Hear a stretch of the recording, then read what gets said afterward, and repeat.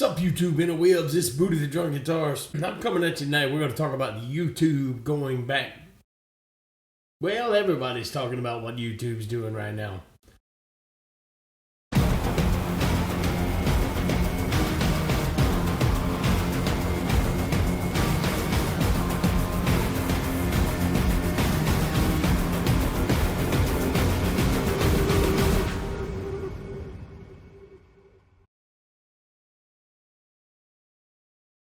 As you know, I'm sure you've heard most of your big YouTubers are talking about it.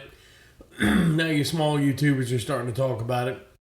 About how YouTube is not what it was in 2004 or 2008. Most people are knowing YouTube from 2008, but I've been on YouTube since 2004. And honestly, at one point in time, I had a channel that was not really huge, but it was a decent size, and I had a pretty good following on it, and I made some money on it. Of course, I had to tailor my content to that. And, you know, a lot of big YouTubers like Philip DeFranco, Boogie2988, people like that have been talking about how their money's been greatly impacted with the new YouTube changes. Some of the small YouTubers that I know that are doing this for a living, they've basically quit putting out videos because right now they're in shock. They don't know what they're going to do. They don't know if they're going to be able to survive or whatnot. Honestly, even though at one point in time I did make a decent amount of money, and I probably could have stopped working and did it full time. As a matter of fact, I don't know if you know who Dabu77 is, or 777 or whatever the fuck he goes by now. Before he ever had a channel, I had a channel doing what he does now, and I was much better at it. And yeah, when I lost that channel by accident, it was my own reason that channel got lost. Yeah, I just let him do his fucking thing, and I went back to doing nothing. Just some music here and there, some rambling here and there, some cooking here and there.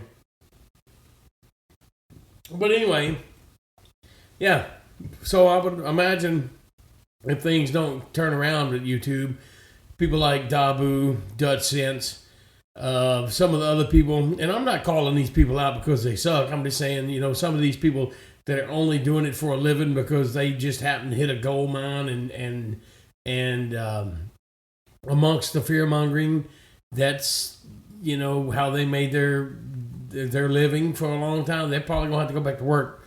Probably going to get a real job, go back to work. Whereas I've always had a real job. I've always worked. This was always, even when I was doing my politics and current event style channel, running videos almost every day, this was still just a hobby for me.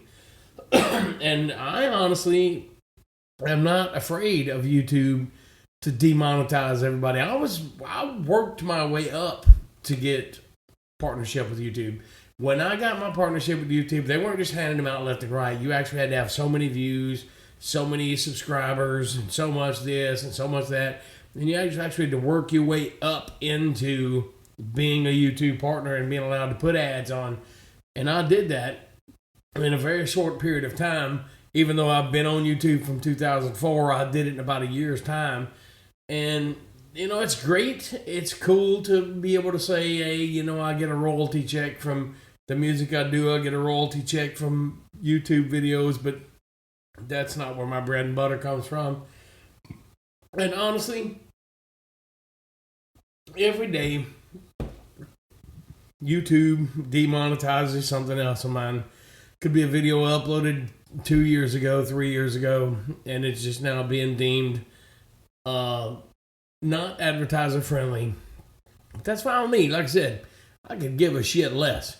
YouTube can go back to what it was in 2004. In my eyes, I made a video. You can go back and look a couple years ago or whatever time when YouTube Red first came out, talking about how this was going to be a problem.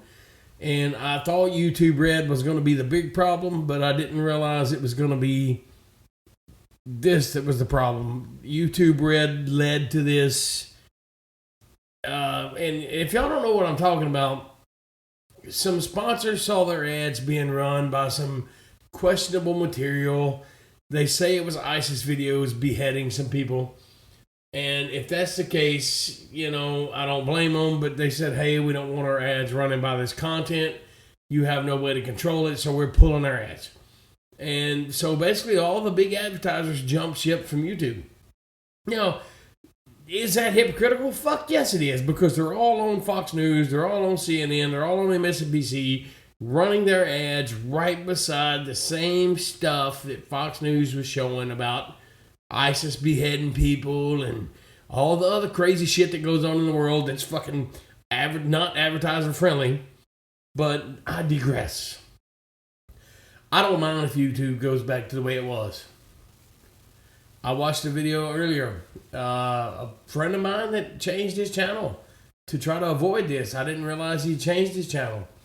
And I'm not going to call him out because I didn't ask him if I could shout him out. And apparently he's at war with somebody else I know, which is not fucking uncommon right now. But that's the old YouTube. So, yeah.